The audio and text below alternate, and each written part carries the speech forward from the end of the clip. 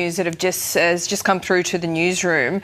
The man formerly known as Prince Andrew Mountbatten Windsor, has now moved out of the Royal Lodge. This is a significant move. He is a resident of Norfolk now. Our colleagues in the UK are reporting that the Royals have confirmed that Andrew Mountbatten Windsor has taken place, that move out of the Royal Lodge has taken place. It's understood that this is the primary phase of the move, which may take a period of time. He's living in a house on Sandringham Estate, which is seen as temporary accommodation. There will be a further move in the coming months once the final arrangements have been made. This is just more of the fallout from the Epstein file. Natural wonder of the world turning into a real-life wonderland, with tourists flocking to the U.S.-Canadian border battling frigid temperatures to catch a glimpse of a partially frozen Niagara Falls. We never thought about coming here in the winter. It seemed like a crazy idea, but it's beautiful. The frozen Cascades stunning visitors at this unlikely cold weather destination. It's chilly, but it's beautiful. It's definitely a gem. And while these formations might make it look like the falls are completely iced over, the strong currents of more than 20 million gallons every minute, too powerful to freeze completely, still flow underneath the frozen layer of mist and spray. But the so-called ice bridge can reach up to 10 stories tall, according to Niagara Parks. The river only completely halting once in 1848, blocked by an ice jam. But the spectacle enduring for over a century, like this severe winter in 1904, again in 1934. Niagara Falls was brought almost to a standstill. And more recently during the polar vortexes of 2014 and 2015. They're even more beautiful frozen than in the summertime. Today, the frozen falls can only be safely observed at a distance. The way everything's kind of frozen over, that's all. And those that make the trek fall for its beauty. Chase Kane, NBC News.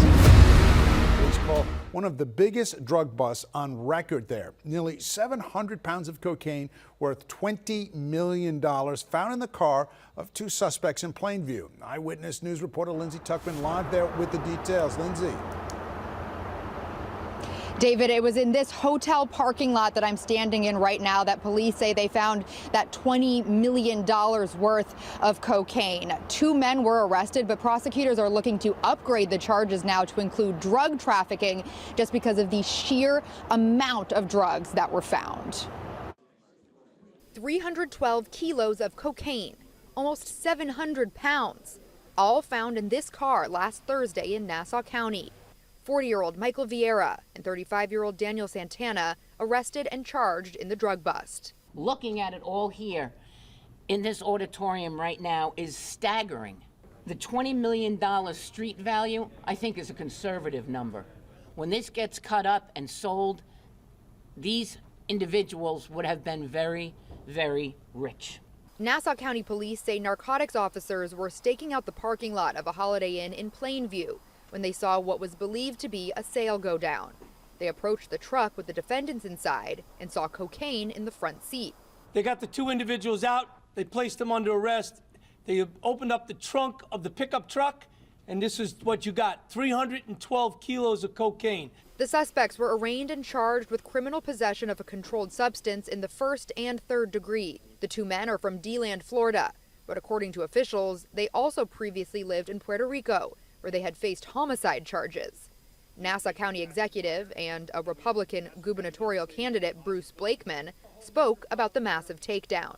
We have here one of the largest, if not the largest, drug bust we've ever had on Long Island. And indeed, those that live nearby couldn't believe how much cocaine was in their community. Very scary. Yeah, I mean, you would hope that there'd be no drugs, let alone that amount of drugs. Now, Vieira and Santana were remanded to jail. Meantime, the investigation is still ongoing. The next big question is, where did the two defendants get that amount of cocaine in the first place? Live in Nassau County, Lindsay Tuckman, Channel 7 Eyewitness News.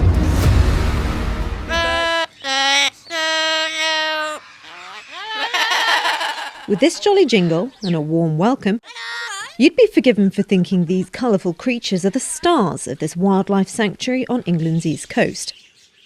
But look a little further and you'll find the real VIPs. Here we go. These parrots can squawk some of the saltiest swear words this side of the Seven Seas, persecuting visitors and staff alike. I heard that. As I'm walking past, I might hear a parrot say, "Oh, you fat bee." And you think, oh, that's not really good, I don't really want that. And then one will just tell you to F off. But then when you walk past and somebody uses the C word or something like that, and you think, oh my Lord, that is a bit too much.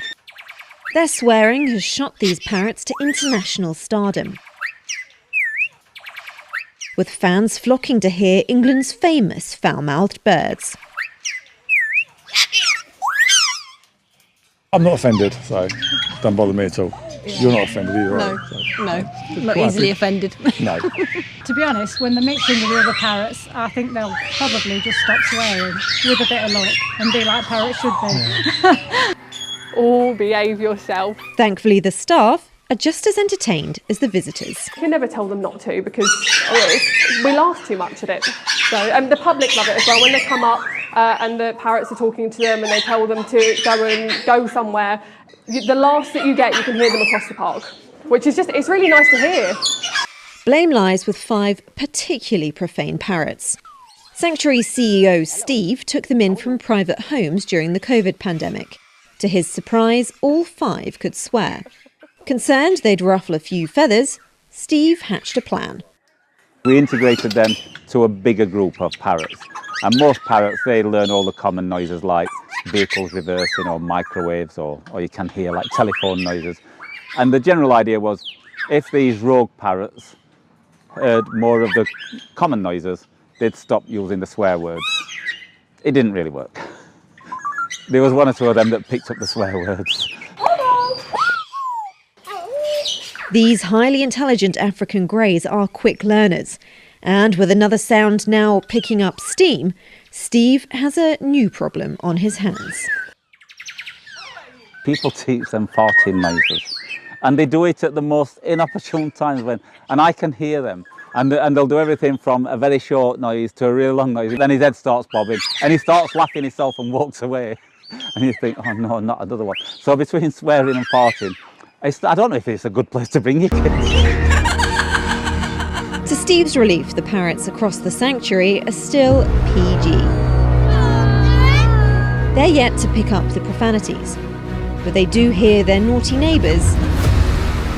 This is the frozen body of a climber trapped in the ice of Everest. It is difficult to know how long he remained trapped on the world's highest peak.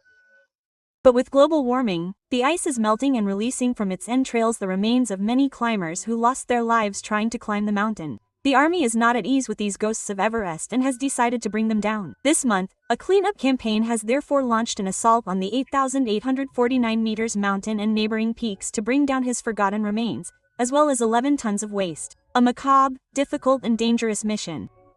Many bodies are in the death zone where the low oxygen level increases the risk of acute mountain sickness and ends up being fatal after a certain period. It took the team 11 hours to free one of the bodies, which had been frozen up to the torso in the ice. Another was found as it was at the time of its death. Dressed in full gear with a sling and harness. He had only lost a glove at the risk of his life. So the team of 171 guides and porters from NPAL has already recovered 300 frozen bodies, including one in skeleton form.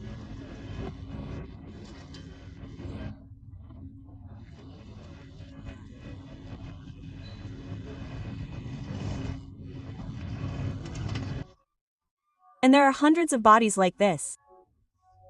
At least 300 people have died on the Everest since the expeditions began in the 1920s, including H in the last season alone. Many bodies remained in place, some hidden by the snow or in deep crevasses. Others, still dressed in their colorful climbing gear, have become landmarks for climbers on the way to the summit. They have been nicknamed, for example, Green Boots or Sleeping Beauty. Some bodies have been trapped in the mountains for over 100 years, but as the ice melts, the Himalayas are slowly... Now out of the Alabama legislature, the House of Representatives has passed the Child Predator Death Penalty Act. This comes on the heels of an alleged sex trafficking ring that was discovered in Bibb County last year. State Capitol reporter Ryan Hall brings us the latest from Montgomery. Republicans and Democrats in the House of Representatives debated a bill expanding the death penalty. Advocates say it will protect kids in the state, while those against it say it's unconstitutional. That's my question. Where does the slippery slope, where does it stop? We just fight the fight because it's a fight worth fighting, and this fight is worth fighting on a national level. That fight, sponsored by Representative Matt Simpson, would make sexual torture, rape, and sodomy in the first degree punishable by the death penalty if the victim is less than 12 years old. If offenders are sentenced to life in prison, they would have to serve a minimum of 30 years before being considered for parole. Representative Simpson defended his bill against Democrats who argue the law has already been blocked by the Supreme Court in another case. This is a fight we're standing up for our children. Our children are victims of the worst of the worst. You've mentioned how it's been decided as what the worst of the worst offenses have been, and we say that that stops at taking a life. I disagree. Democrats say life without parole is a better alternative to that fight, arguing the death penalty could deter victims from coming forward if it's a loved one. When a person goes to prison and they have that label and that tag on them that they're a child molester, it's better to let them have life because they probably won't make it. You'll ultimately be asking the victim to put someone to death that they love. What I'm afraid of, that we might see more of these victims murdered. Still, Simpson says 5 other states have passed an identical law. When you take the innocence of the children, I believe in my heart that that is the worst of the worst offenses. And as it being one of the worst offenses, it deserves the worst of the worst punishments. The bill passed in the House and now heads to the Senate for a committee vote. In Montgomery, Ryan Hall, CBS 42 News. The Animal Fact Files, we're discussing solar-powered sea slugs. There are currently around 300 living, classified species in the solar-powered sea slug order, though new information could change this. Their classification is debated. These small marine gastropods live in tropical and temperate coastal marine waters around the world. They are most diverse around the equator, and their populations drop the closer they live to the poles. Solar-powered sea slugs get this mouthful of a common name because they use algae to live. They eat algae with a suction-like feeding strategy. They have a single row of teeth on their radula, or scraping mouthparts, that facilitates this feeding behavior. Basically, they suck up the algae fluids and digest them. This gives them their other common name, sap-sucking sea slugs.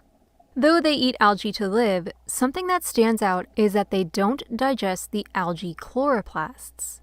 Chloroplasts are the organelles responsible for photosynthesis. What happens is the solar-powered sea slug avoids digesting the chloroplasts and instead incorporates them into its own body where they continue to function. Now, not all members of this order have this ability. Some can store algae chloroplasts and survive off of them for months, others can only keep them functional for a few weeks, and others aren't able to utilize them at all. For those that can utilize this feeding method, if food becomes scarce, the slug can survive off the photosynthetic properties of the chloroplasts, which provide the slugs with nutrition. These are some of the only animals known to do this. It's not fully understood how this works, and its mechanics are debated in the scientific community. But for lay people like us, it basically means that these animals can survive off sunshine, which I would happily do if I could, even if it turned my skin green. Green is how many solar-powered sea slugs appear thanks to the algae chloroplasts in their bodies. This also helps to camouflage them in their environment. Many solar-powered sea slugs only reach about an inch in length. Their tiny stature, combined with their green appearance, makes them nearly undetectable in their algae home. Solar-powered sea slugs inhabit areas with algae, including reefs and seagrass beds. Not all the algae they eat is green, of course. They also take red algae and brown algae, and some sources list a few species as predatory.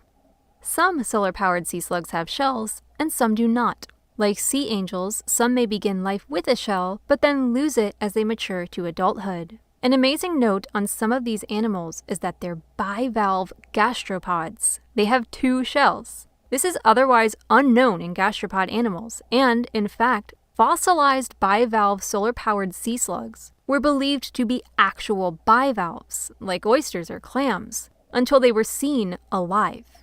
Like sea hares, some species have parapodia they use to swim in the water column. Also like sea hares, Though they may be called sea slugs, these solar-powered gastropods are not nudibranchs.